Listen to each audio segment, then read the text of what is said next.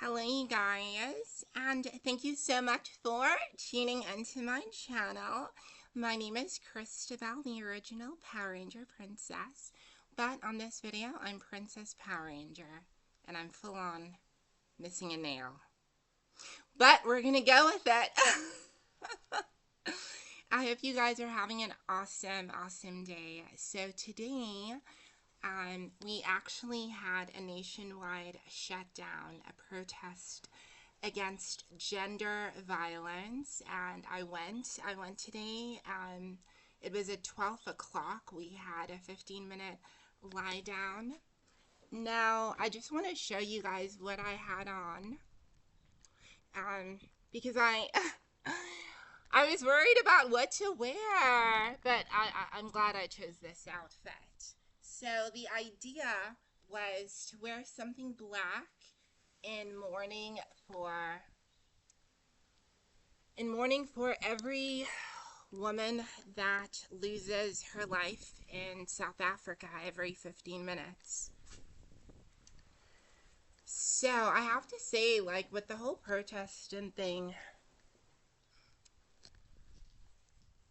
I've spent this past week being very self-reflective. I think in South Africa, so often we have these huge protests, and it's a big thing on the day, and then a few weeks later, we just carry on with our lives. For me, I wanted this sort of protest or this to symbolically stand for a change that I was going to implement in my own life.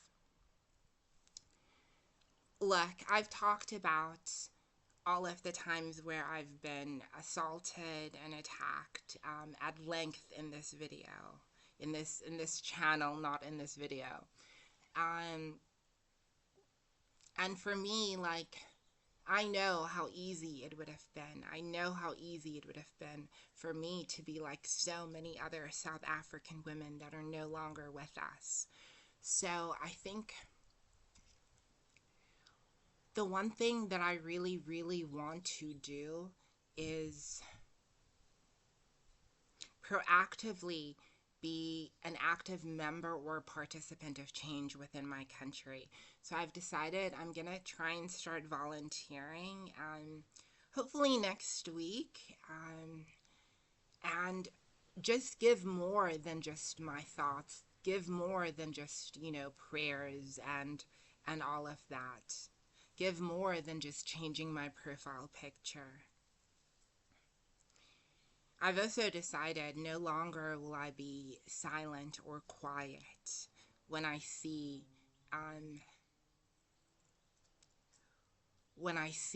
any act of violence towards women. In the last video, I talked about how sometimes in our families we don't speak up against even our own family members or friends. I've decided now, moving forward, I can no longer stay silent whenever I hear or see these things. I can't use the excuse that it's none of my business, or I don't want to get involved, or it's a lover's quarrel, or anything like that. And I needed to be known that I am not a safe space or place for anyone that would ever put their hands on a woman. The protest. So I woke up and I walked to the beach, and on my way there, I was already like super sad because I was thinking of everybody that I knew in my own life that had experienced something awful at the hands of their father or significant other. But by the time I got to where we were having the protest, so in the city of Port Elizabeth, where I'm currently living, there was a protest in Hobie Beach. It was organized by a couple of people. I think the other protest that we had in the Eastern Cape Province was in East London. And there were a couple happening in Cape Town, Bloemfontein, Johannesburg, and Durban, I think. And some in Nelspruit, I think. I might be wrong. But I decided I had to go to the one we had going on. And I don't want to say that I was disappointed, but I was a little bit, because I think for a lot of people it was just an event to go and to take pictures and to get content. And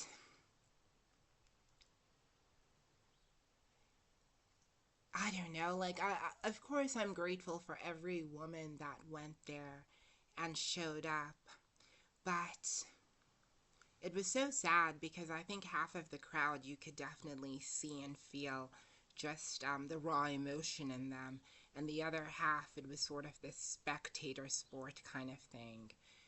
And I think the thing that annoyed me the most, obviously, they were like reporters and stuff, and these cameramen.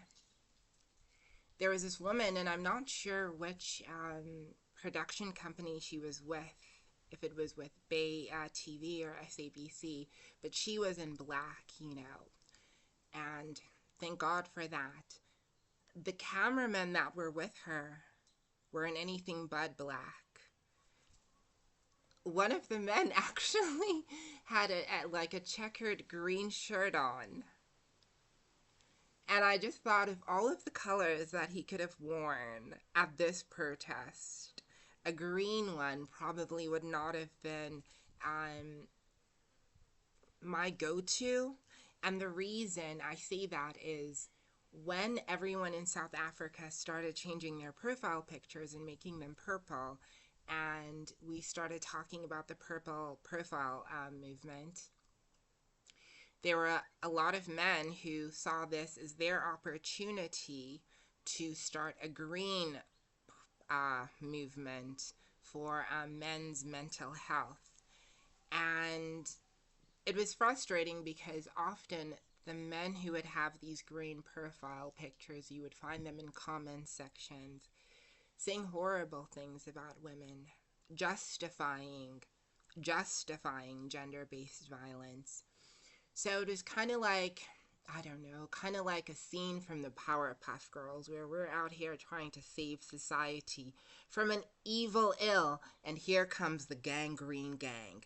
Now tell me why this one, like, cameraman is gonna be out there with his green. I was like, sir, now is not the time or the place. And then he was like right in the middle of like everything, like blocking people, him and his friends. And I thought, it almost felt like these two men were aware of the fact that they were in the middle of the actual protest and taking up so much space, and they wanted to do that. Pushing people aside, being like, excuse me, excuse. I'm like, you try, just move in silence, gangrene gang. But we sang songs, and then at 12 o'clock, we first all knelt down, and then we lay down. And I just remember I was crying. Like, I just kept thinking of, like, there's so many stories in South Africa. There was a girl, her name was Uyenene, and she had bought something online, and she went to go pick it up at the post office, and she ended up being raped and unalived. There was a 7-year-old, she was going to school, and she was raped. There's a school in the Eastern Cape in Dutwa where it's a boarding school.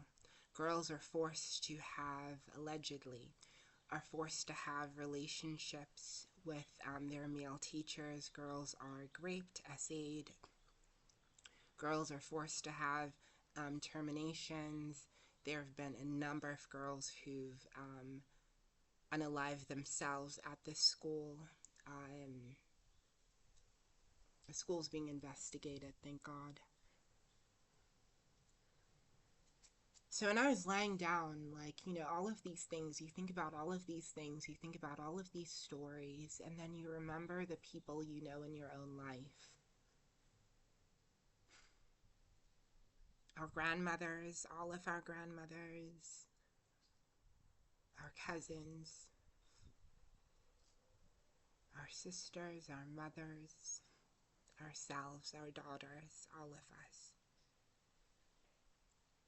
South Africa, when you're a woman, you're 6 times more likely to face some form of gender-based violence. 6 times more likely.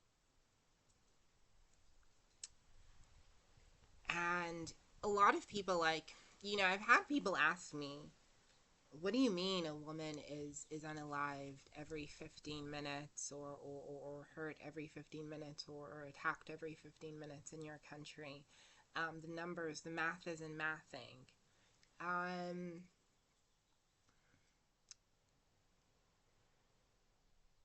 When I say women, I'm talking about women that are as old as one day. Our rates of femicide are very high, to as old as 80. Gender-based violence does not just affect adult women, it affects children. It affects the LGBT community. I was so sad that I did not see any LGBTQI plus LVXY la Buddha. Where is the alphabet community? I didn't see us there. And for me, that makes me so sad because in South Africa, do you know, we have something called corrective rape, where women that are lesbians within our community are often gang raped. Yeah, it would have been nice to see members of the LGBTQ plus community. You know who I did see? I saw the disabled community show up. Girl, there was this one disabled boy. He was doing his thing, protesting, and I'm like, yes, man. It was beautiful. I'm glad I went. And I'm really serious about volunteering. I just need to do some more research. But I want you to think about how you can in your own community. And your community might be your family space, your friend group, could be that internet community. Girl, I don't know. How can you be an ally? And I know that sounds like such a tough ask right now because I feel like everyone's empathy barometer is over here. But let me rephrase that. How can you be the light that you want to see in the world? I want to see a world where we can all walk down safely, where we feel loved, protected. I want to see a world where I see little girls, black, white, Indian, colored, mixed race, Muslim, Christian, agnostic, play, grow up, live happy lives. I don't want to live in a world where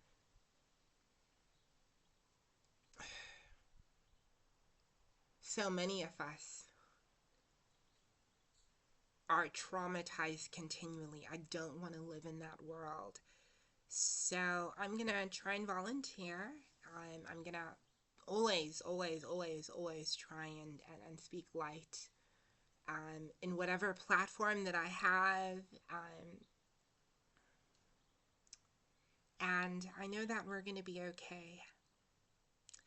When we rose up, so the 15 minutes was supposed to be a 15 minutes of silence where you think about the women who've lost their lives, and then you rise up. And when I rose up, like I rose up with my sisters in power, I jumped up.